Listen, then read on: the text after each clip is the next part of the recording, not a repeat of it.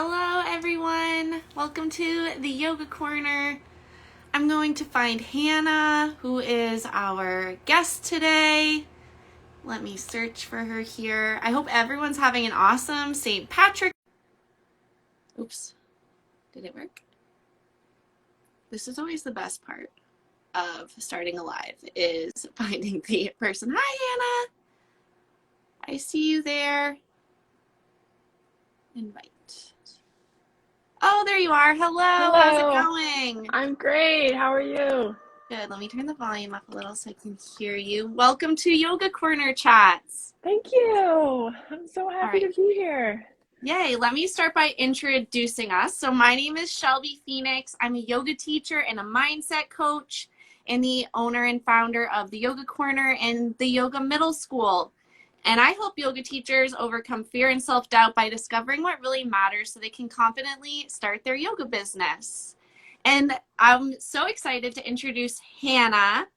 Hannah and I met at a women's wellness networking dinner, and I really love following you. You have inspiring and powerful insight, and you share it in such a playful and joyful way. And Hannah is a life coach and retreat facilitator obsessed with healing and community. And her coaching business is based on the sacred rebel archetype, inviting radical authenticity into every step of our lives. So welcome, Hannah. Thank you, Shelby. It's so good to be here, and I love what you're doing with these chats, so I'm super excited to be a part. Great. I like to start these chats by having us share a few deep breaths together. Is that something you'd be okay with? Yeah, I'd love that. All right. So anyone who's listening now or later, I invite you to join us as well. So if it feels good, close down your eyes. Settle into wherever you're sitting. Roll your shoulders up to your ears and allow them to drop down your spine. Start by emptying out all the air in your lungs. And begin to inhale through your nose, bringing the air all the way down into your belly. And then slowly exhaling out your mouth. Another full, deep belly breath in. And empty all the way. One last full breath together. Inhale. And let it go. Whenever you feel ready, open up your eyes, coming back into the present moment. So, Hannah, if you wouldn't mind, maybe we can start by just you introducing yourself and your business and kind of what you're all about. Yeah, so as you said, I am a life coach. I work one-on-one with all genders, but I have a group program specifically for women called the Sisterhood. And that is like, just my absolute passion and heart Yes. is this group container for women to receive support and to create intentional community together. So what that looks like is like meeting virtually. And then also, if you happen to be in this area, we have like in-person meetups during that container. But my vision for the sisterhood is to create a holistic support space. So what that means to me is, yes, we talk about healing. Yes, we talk about, embodiment or thought work and things like that. But we also just have real conversations with each Yeah. other. It's not just like, oh, this is a healing space and you have to show Right. up and have something sad that you're working through. But Right. it's also equally as important to talk about our celebrations or to talk about Yes. fun or to talk about books or anything, right? To just have like the friend group that so Right. many of us have wanted for so long. And so that's the intention of the sisterhood. I'm running it right now. In the 3 months, we're about halfway through actually our 3 month container Wow. already. And I'll be opening up the doors again in May. So if that's something that hearing this, you have a knowing in your heart of, I want community, I want more of that Yeah. friendship connection, please reach out because it would be wonderful to co-create with you. I feel like that's so relevant now because Mm, as an adult human, it can be so hard to make friends and make connections, yeah. especially, you know, when a lot of us are feeling really isolated. So that's such like a special, beautiful space that you've created. And you have this Mm, kind of like emphasis on healing, but also bringing a sense of playfulness and joy into that. mm. How do those two things like work together? I think it's partially just who I am. I Yeah. cannot not be playful. And so I think that there is always an opportunity for joy in any situation. And of Mm-hmm. course, if someone's going through something really terrible, I won't like make a joke about it. There's a difference, right? There's like, I mean, maybe there's a part of my brain that's like, you know, what would be funny right now? That's like the Aries in me is like, just say it. But I mean, being pigeonholed in any area, right? Of like, oh, this needs to be serious, or oh, this needs to be healing, or oh, this needs to be like, that's where you're funny, or that's where you have play. Um, that's just not how I operate. Yeah. And I think life is a lot more fun Yeah. when we create opportunities to be playful and to not take things so seriously. Yeah. If the world is not ending, then we're gonna work through it, and we can how can we Right. make this more bearable for right Right. now? So it's not necessarily taking things lightly that are actually really heavy situations, but how can we enjoy our experience more? Right. Yeah. So you do one-on-one coaching and then this beautiful group, the sisterhood. When we're talking about like healing or overcoming Mm, self-doubt or like coming into self-love, what is kind of, I guess, the contrast between working with you or another coach or a counselor, whatever, one-on-one, as opposed to a mhm. group kind of scenario? Yeah, that's a great question, and I'm sure you have a lot of like insights and wisdom of your own here. So I'd love to hear your thoughts. But um, the difference between like my one-on-one work and the groups that I host, whether it's like this sisterhood program, or like I'll have like a women's circle in person or Right. online or something like a one-off session. Um, One-on-one is entirely devoted to you. Yeah. It's what you need support with. And like I can't know the Right. right way, Shelby, for you to get from point A to point B. Like I can't know Right. that either. But what I can be is someone alongside you that pulls out a map and says, okay, this is how you've tried already. What if Right. we try this way? Or Right. what are some like just brainstorming ways to like shift stagnancy and to like get to a different path? So it's like coming up together and having a partner with my own map, right? And like charting a course together. So it's really personalized and like customized to what you need. Right. And then group is, I mean, I come to each session with a topic that we're talking about. So, um, you know, we had a guest teacher last week, but the time before that, we were talking about core wounds and our Mm, core gifts and how those things are actually the same usually, right. or like very tied together. And so Yeah. in the groups, we have like a topic that we're talking about, and then we take space to share what we're going through. Yeah. And if you're feeling stuck in not being sure, then I can help like invite you into thinking about different things or feeling into different things.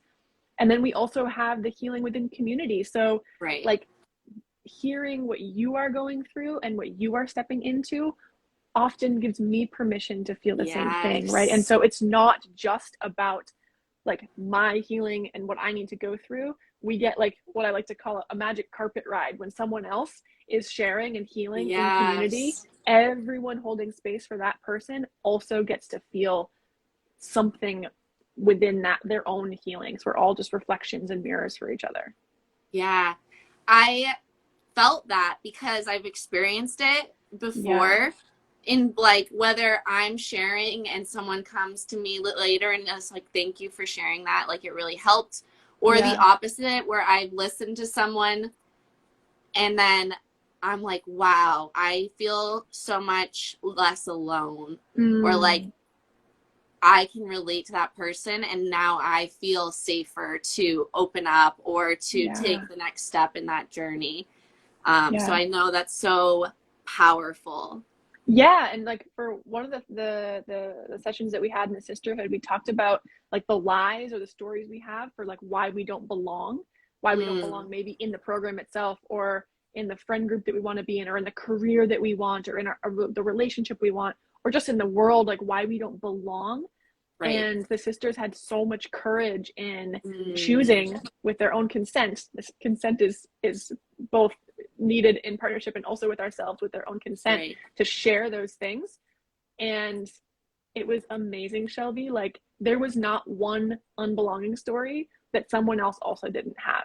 Right. Right. And it's just like highlighting those things as lies, as I Yeah. can tell it's not true for you. So how could it be true for me? Right. Right. And so that like that magic carpet of like owning it, bringing things into the light and seeing like actually this is a common experience. It's not just me. I'm not the only person worried about this. Yes. Um, and there's so many like so many examples I could like list off of things that people are Yeah. like suffering or like thinking about on their own. And like for me, like the biggest thing that comes up is like mental health, like maybe like Mm, the experience of depression or anxiety yeah. and like feeling very isolated alone. And like when you're able to like hear other people are experiencing that, it takes some of the weight. It's like we're sharing it instead of being all alone. Yeah, for sure. And that's actually something that maybe you know is part of my journey. I have depression. I have patterns Yeah. of depression, I actually like to say. And I could have chosen, and I did choose in the past to have that be a reason why I couldn't do things, right? Like, Yeah. how could I be a life coach? How could I help someone if I get depressed sometimes? Like, Right. and so that was a story that kind of like swirled around my spirit for a long time. And it felt like something maybe I was hiding. Not that like I was really consciously hiding, like people in my life knew that I have depression. Um, but I felt like I couldn't share that and still be a successful coach. I couldn't share that and still have people trust me. Right. And at some point I was like, fuck that. No. Like I am a Yes. better coach because I know what it's like to be stuck in bed. I Yes. know what it's like to forget what the point of anything is, and Yeah. like I know that experience and I know how difficult it is to have compassion for myself in that and to choose it anyway, Mm, and just yeah. how healing it is to share in community for one, but to just own that as one of my strengths, as one of the things that makes me Yes. me. Right. And I mean, a lot of the women that I work with and people that I work with also have that, and it's just like you said, creating community. And is that a problem? Even is this Right. something that should prevent us from feeling joy and having success? No, I say Right. no, and I'm one of the ones standing up and being like, you can have depression, you can have anxiety, and you still are worthy of the life that you want. Yes. Thank you for sharing that. And yeah, I'll share too. I have depression. Like I'm in a depression right now, and Mm, the same thing. Like I want to share that because I want other people to know like you can be suffering with mm, these things and you can still like start that business or do whatever you want and like do it in a sustainable way that like mm. works with what you're going through Yeah. right now. Like it's okay to rest when you need it and then like use your Mm. energy when you have it, um Yeah, to thank be you able for to work through sharing. that kind Yeah, of stuff.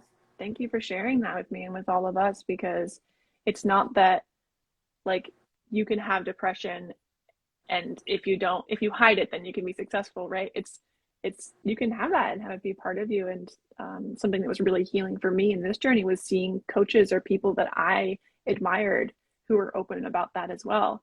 And I Right. was like, oh man, we can still do this, Right. and yeah, I mean, just like me, sister, I get it. It sucks. Right. And it's not who we are. Right. And I also feel like when like as a coach or like a yoga teacher or something, like when you share stuff like that, people feel like they can be seen because you understand Mm, a little bit about their journey as well. yeah, yeah, for sure. I mean, I know I felt that way. Yeah. So I'm really curious, what is the sacred rebel archetype? Ooh, she's my girl. I'm like So so curious.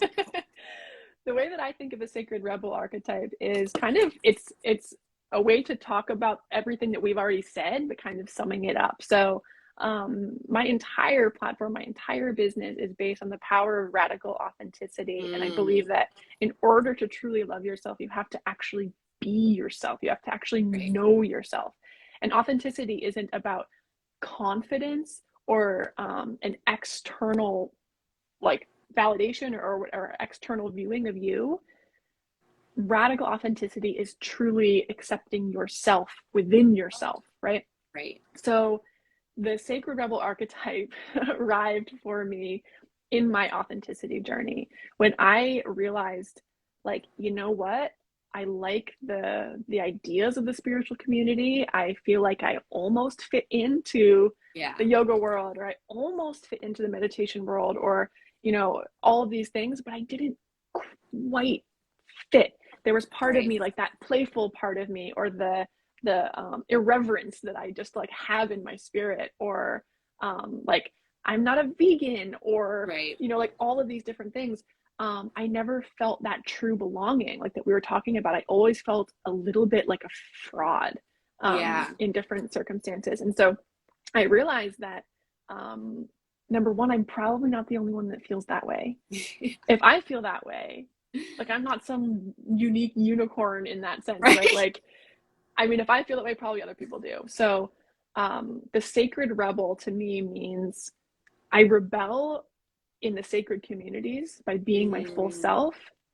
And I also am sacred because of my rebellion, right? Like, who I am is right. an expression of my spirit. And so it's rebelling in the sacred and also Right. being sacred in my rebellion. And that's what the sacred rebel archetype means Yeah. to me.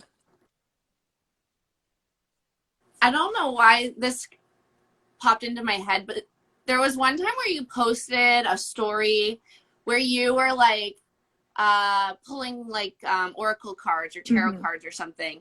And you were like, we're all magic. Like you just pull a card, like look at it, like what do you feel? Like what do you see? Like it's not like a magic trick. It's just like your intuition or your like Mm. authenticity, like reading into the symbols or like whatever. And I really loved that. And it kind of reminds me of what you just said of like not quite fitting into like that space, but like making it your own through your own authenticity. What do you like Mm. notice about that? Yeah, thanks for I forgot about that. Like I love creating rituals and ceremonies, and like with even just in my friends, like we love a good like ritual to mark something. Yeah. And so I really like creating, I like spiritual rituals, but like the person that created that way of doing something is no different than you and I are. Like Right. I can create my own sacred rituals. And there's like some meme out there that says something like, um, I'm a spiritual being, so everything I do is a spiritual practice. Right. And I started really playing with that in like, I love oracle cards, but also you can pull it and read the meaning or whatever. But like, there's something different about me than the person that wrote the little booklet that came with the oracle Right. card, right? So I like to create spiritual practices that resonate with me. And so a Right. lot of, I have like my little altar behind me, I don't know if you can see it. And I do what feels like the thing that the spiritual wise part of me wants to do Right. in that moment, and that's my ritual for the day. So sometimes it's Yeah. pulling oracle cards, or sometimes it's I have a certain like mantra that I came up with when I blow out a candle, or like we can just do it however we want to, Yeah. and make it sacred. Like it's our intention that makes something sacred. Mm, right. Like I'm thinking of simple things like drinking your coffee or tea in the morning. Yeah. Like how can you make that sacred? How can you Yes. make like your, like a bath time, like beautiful and sacred and spiritual in like your own Mm. way?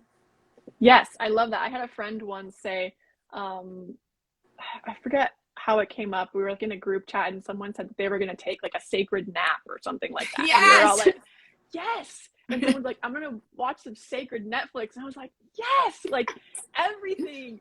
We can bring everything into that, like I'm having like a sacred chat with my sister right now. And Right. after that, I'm going to have like some sacred time for creation. Like we can just bring our spirituality or our sacredness into every moment. And that is rebellion because it's not subscribing to someone else's set instructions for us.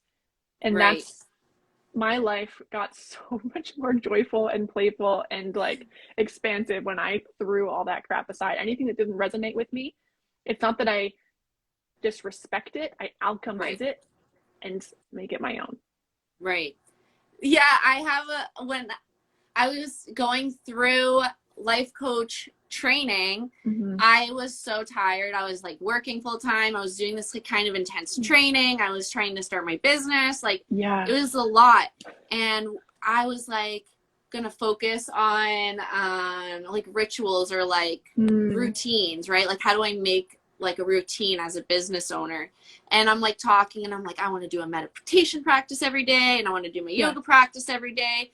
And the coach trainer was like, how, like, I was like, but I just like feel like I need to sleep. Like I'm so tired. And they're like, why isn't the nap the meditation practice? Like that's what you need. And that's quiet and stillness. Like Mm. take the fucking nap. Like, Yes. don't feel Yes. guilty about it. Like make it part of your practice. Yes, I love that. And I love the idea of like devotion over discipline. Like when I am Yeah. in devotion of my highest good, sometimes that is going for a walk, right? Right. Or sometimes that is meditating. And sometimes Right. that's giving myself the grace to relax Right. and to do something different. And so I'm a little bit like, I'm not like a creature of habit by any Yeah. means. And if I try to shove myself in that box of Right. my morning practice that I've copied from someone else's like curated Instagram feed, I'm Right. going to feel like crap by day Right. two because I'm a different person in every day, right? Like I Right. need different things. And so giving myself ultimate permission to be in devotion to my heart, be in devotion to my soul. And that shows up really differently day to day. Right. So the word authenticity, right? Like it's almost like a buzzword. Like I know like the Yeah. yoga community uses it and coaches use it and Yeah. like, in the spiritual community, like it's like a big word. And so I'm wondering like authenticity versus like radical authenticity. Mm. Is there a difference? Like what can you define like what is radical authenticity? Yeah, that's a great question. And I can give the answer for myself. So, authenticity is, to me, is choosing to show up in a way that's like aligned with who you are. Radical authenticity is full permission to have that be whatever it is. So I feel Mm, like sometimes authenticity, the way that I think of just authenticity, it's like, oh yeah, I'll be authentic with these 5 approved right. moods, right? Like Right. these 10 approved insights. Radical authenticity is, to me, is a self relationship Yeah. and it's complete acceptance. Right. Complete acceptance. And so that means owning the parts of me that are really easy for me to like Yeah. and the parts of me that are really difficult to like. Yeah. And not giving any more weight to any of either of those things, right? And Right. so radical authenticity is a practice of devotion, like we were just talking about, Yeah. and devotion that needs recommitment, constant recommitment, right? And also, it's it's focused on our own experience. So, like I was saying before, it's not about like external interaction. I think Right. radical authenticity that'll change your life is being radically authentic with yourself. Yeah. And then in every moment, choosing how you want to share that with someone else. So it's not Right. that you need to be an open book to all people all the time. Right. No, no, no, no, no, no. It's Right. being fully honest and authentic with yourself, and then choosing, how do I feel in this moment? What do I want to share with this person or in this setting? So it's not Right. like you need to share every possible thing that comes in your mind Right. all the time. It's having boundaries as well, and having compassionate boundaries for yourself. Yeah. I think for a lot of people, it can be super challenging to come to a place where you can be super honest with yourself. Yeah. Um, like we tell these stories to ourselves, good, Mm-hmm. bad, or otherwise. And I think kind of maybe taking the moment to like be like, okay, what the fuck is the truth? Like, what is honest? Like, what is my radical authenticity as opposed, and like, how can someone kind of break through those stories or those Yeah. lies and like be brutally honest with themselves? Yeah, that's a great question and a really good point, because um, in order to feel okay with doing that, because Yeah. I'm sure some people listening are like, I'm good. Yeah, No, right. Like, I don't want to know. no, I'm fine not knowing. And like, first of all, this is your choice, right? Fine, then don't. Right. I'm like, there's no right or wrong way to show up in your life. It's your choice.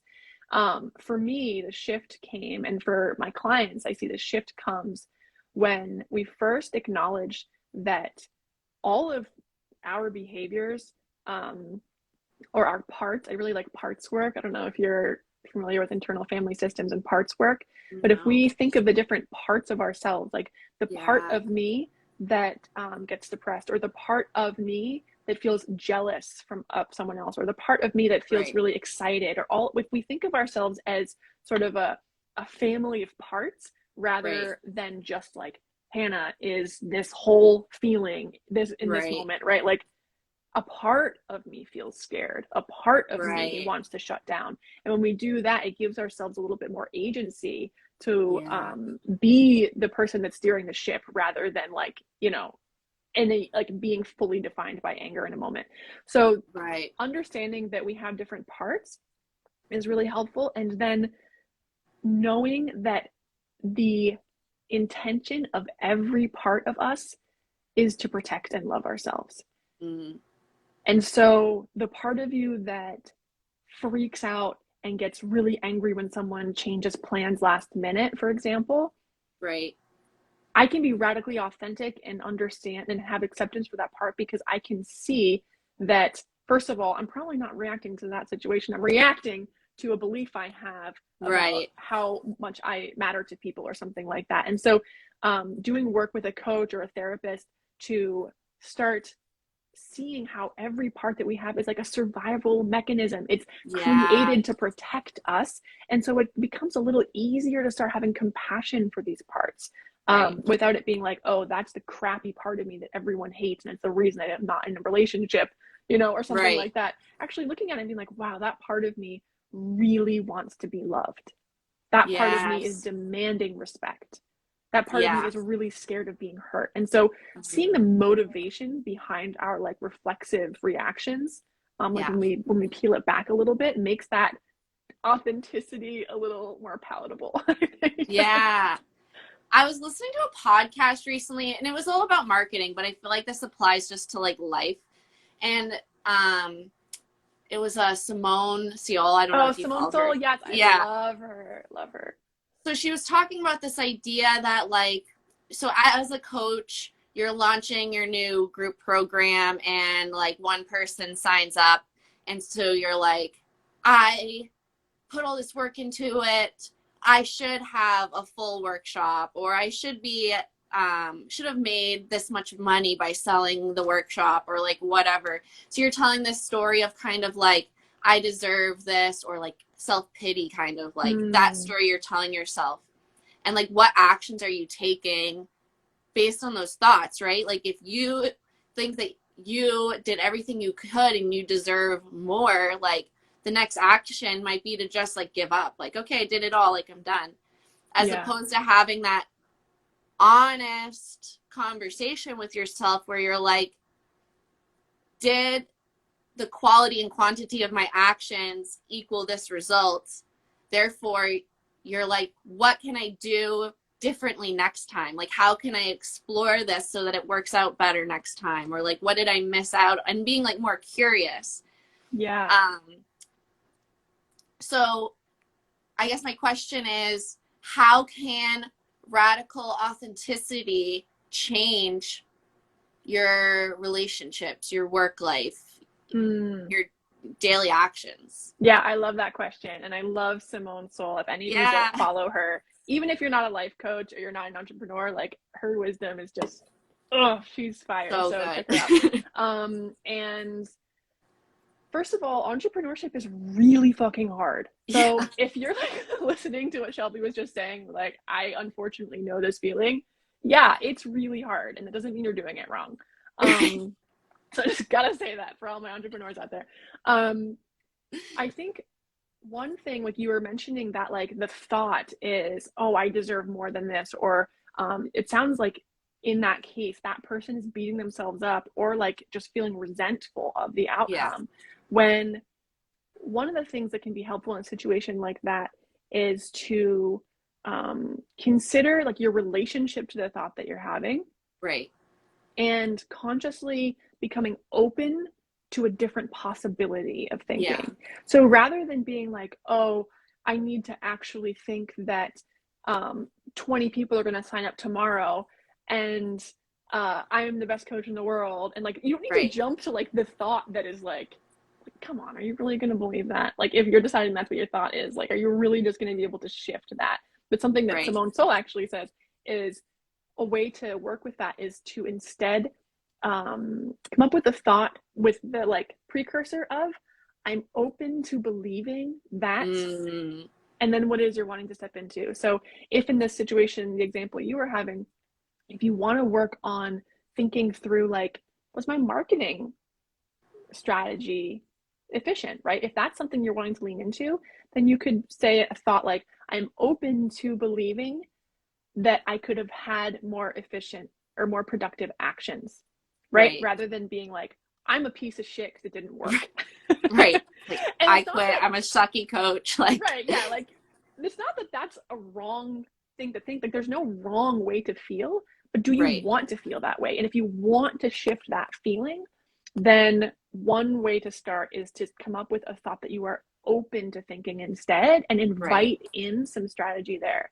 The other thing that I want to say, I love thought work, is bringing also some embodiment into it. So Yeah, sometimes in that example of no one signed up for my program and I feel like a piece of shit and I feel really resentful, um, thinking through using your mind and using those thoughts to figure out like what feelings are you having, and yeah, is that feeling a knee-jerk feeling that you right, come up with all the time? And that's an invitation to look at like embodiment work and right, ways to work with maybe the traumas or the past experiences that have initially brought you into those feelings of resentment or self-loathing, and support your nervous system in healing those right, feeling patterns, so that when you have like the combination of a nervous system that's functioning properly, and by that I right, mean like you aren't in like flight,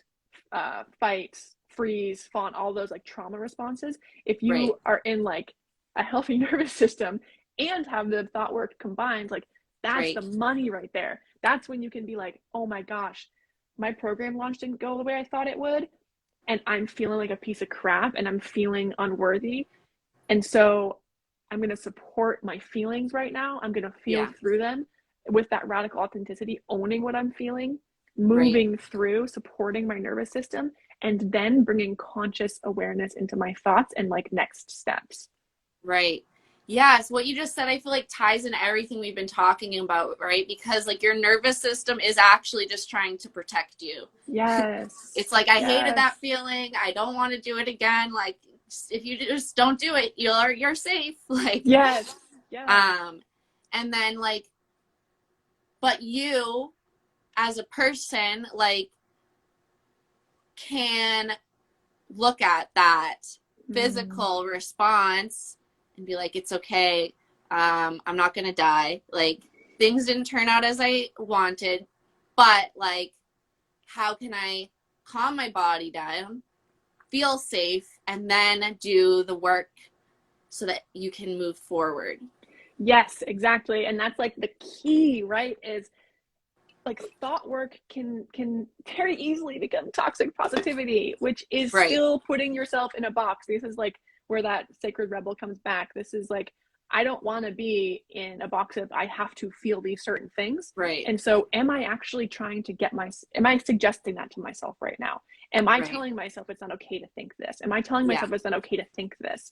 And so bringing embodiment practices in, or feeling through things and supporting yourself and your feelings before like making the shift, like you have to think this right away, or Right. don't even think about that, just think that like good things are coming, I didn't die, whatever. Like what you're saying is bringing in the awareness of my nervous system loves me, my nervous system is trying to protect me, and so I'm Right. going to give that some attention, remind myself I'm not in danger, remind myself that my intention is to keep going, and then Yep. work with the thought work. Yeah. Yeah. And that's such a good point about toxic positivity. Um, because I think that it is easy to even accidentally kind of promote that.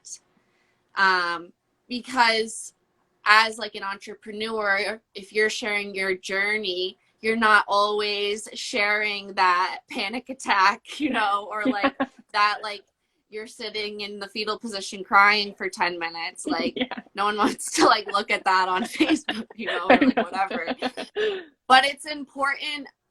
What I've learned is like, if your nervous system is heightened and you just push it down and like force these positive thoughts or whatever on yourself, like, that's still there. Like, you need to like let it go Mm. through its whole cycle. Like, you need to honor the stress, the panic, the whatever, so that your nervous system can say, okay, like, I'm really, really scared, I'm really nervous, okay, did it, I survived, and then like, oh, I can come back Yeah. like down now.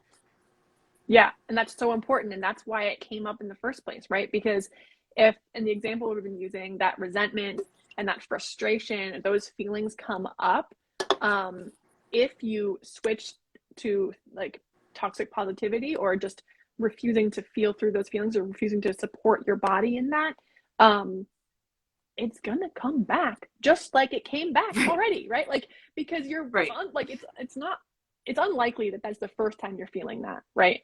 Because Right. there is no, it's a neutral circumstance, right? Like, one person signed up for the program, it's a neutral circumstance. Right. That could make me really excited, it could make you Right. devastated, right? And Right. so the fact that you're devastated, the fact that you're resentful, the fact that you're afraid, is probably because of a different time in the past that you felt those Right. exact same things, that your body is like, hey, you know what, this is just like last time, Right. I'm freaking out, right? And so if you like if you just like shut that down and go to thought work, guess what, it's going to pop Yeah. up again.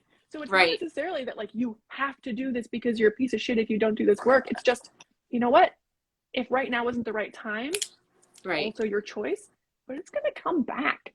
Right. It's just going to keep coming back. Right. Like, our bodies like hold on to that. Like, Yes. they are like, have like greater memories even than our brains. It's amazing. I mean, I heard on a podcast once that, and fact check me because I often like confidently say things and I'm like, I don't think that's actually what the stat was, but that like, if you have a really like intense like emotional thing happen while you're eating a specific food, like if your husband comes in and is like, I'm leaving you, like huge shock happen while you're eating like a peanut butter sandwich, you can Like, I actually hate become peanut butter. allergic to peanut butter. Like, your body is like, what just happened? Oh, I know, I was eating peanut butter when I like freaked out and I couldn't breathe. We can't eat that Right. anymore. So like, our bodies, I mean, and this, you probably are able to think of a situation within your life that like that comes back, right? Like I was in a really Right. bad car accident a few years ago, and sometimes now, like, if I'm driving in a car I just didn't notice, it's like there, it's fine. My body kind of like jumps, right? Like, Yeah. and I worked through a lot of that, but still, it's like our bodies are like, whoa, careful. Like, Yeah. well, that reminds me of last time. Like, Right. and it's amazing. It's smart, and that's why we are successful as a species. So these are like amazing things that Right. protect us. And if we don't follow through the rest of that nervous system cycle, right, Right. then that's when it comes out of control and it spikes out in different ways. Right. Um, so one of the things that you kind of focus on in your coaching program is kind of helping your clients go from self-doubt to self-love. Can you Yeah. share a little bit more about that? Yeah, so we've kind of touched on it in like different ways already. But the foundation of self-love is that radical authenticity that we were talking about. So oftentimes when we're in self-doubt, we aren't fully understanding the power of who we are, right? Because I think Right. if you know the power of who you are, there's no way you'd be doubting yourself. And so Right. like self-doubt is one of those things that is like, it comes up everywhere. Like Right. it's rare that like you feel really unconfident or you have a lot of doubt in only one area. Right. Like that's, I mean, if that's you, awesome. And you just gotta like tweak it and you're good. But like the foundation of that unshakable self-love Right. is authenticity, is the fully showing up for myself, having my own back, and knowing that it doesn't actually matter what anyone else thinks. Yeah. And that's really easy to say. Yes. Um, it's really easy to say that until someone's like, "Well, I think your glasses are stupid, Hannah," and I'm like, Right. "That hurts my feeling," right? But like ultimately, I don't fucking care if you like my glasses. I can see Right. better, and I don't get headaches when I wear them. So Right. like to have the self motivation for your life, the self love that doesn't give a fuck about anyone else, that Right. really I believe is like completely based upon the radical authenticity, really knowing yourself, so that when someone comes at you with something that's like not even a true reflection of you, or it is, you're like, well, That's, yeah. if it ain't for you, free to be Sorry, I'm you not and your me, cup of go tea. ahead. So yeah, I think it's my practice, and the way I work with clients is really starting that process of beginning to know yourself, because so Right. many of us don't. Like, Yeah. why, Shelby, why is this not taught in high schools? Why is this not taught? Like, this is how you know who you are. This is how you learn who you are. Right. Like, how is that not like a foundational like Right. course that we all take, right? And so a lot of the beginnings of my practice is leading people through like that core wound and core gift thing, or that we were talking about, or just really starting to create practices or rituals around learning who you are. Right. I remember when I was a high school teacher and an advisor, a student advisor. Mm. And so it's very much like coaching, like we're setting goals and then like we're working towards how Yep. do we get to those goals. And um, I think they just like this kind of, there's truth to it, but there's this like, oh, this generation, like they're so apathetic, or like, you know, these kids don't work, like blah, blah, blah, blah, blah. And you know that there might be these kids who aren't like nailing it in their grades, or like, you know, not trying out for the soccer team, or like whatever, this self-doubt. And I used to tell them, I'd be like, I can't give that to you. Like, Mm-hmm. as much as I want to be like, here's confidence. Like, I can't Yeah. do that. Like, that's the work you need to do. And I think it comes down to that fact that if you don't know yourself, and that's not something that we're taught, then how can you get to that place of self-love if you don't even know who you are. And that self-love is like what's going to get you out of Mm. bed to do the thing. Yeah, for sure. And what's tricky with all of this, and when we think of like high school or adolescence, what's hard is the fact that we are social beings. Like we are created, like one another reason that we have survived as a species is because we want to fit in with each other. Right. Right. So that's a perfect part of you. That is just as perfect as any other part of you. The desire to have community, the desire to fit Right. in, those are like inborn traits that are to help you survive. So Right. like the fact that you want people to like you isn't an issue, right? The Right. issue is if you want people to like you more than you want to be true to who you are, right? Right. So when we outsource our validation, and so like the validation comes internally, and then like everything else is just bonus, everything else is just fun, it's gravy. Like, so it's a balance of number one, having the courage to say that you want to be in community and to intentionally create spaces that invite Right. authenticity in other people. And part Yeah. of that is by being authentic to yourself. So Right. when I am shining in my light, it shows others that that's a possibility, right? Like, Right. I don't know about you, but I love being around people that are Mm-hmm. comfortable in themselves. Yeah. Like, that feeling of like, she is just totally her. Yeah. And that makes it feel fun for me to be me, right? So part of this is like beginning to know who you are, and then also having the courage to start co-creating spaces that invite Yeah. people to be themselves. So it's like this two-sided thing, because we don't want to just get rid of the desire for belonging, because that's a really natural and like beautiful part of who we are as people. Right.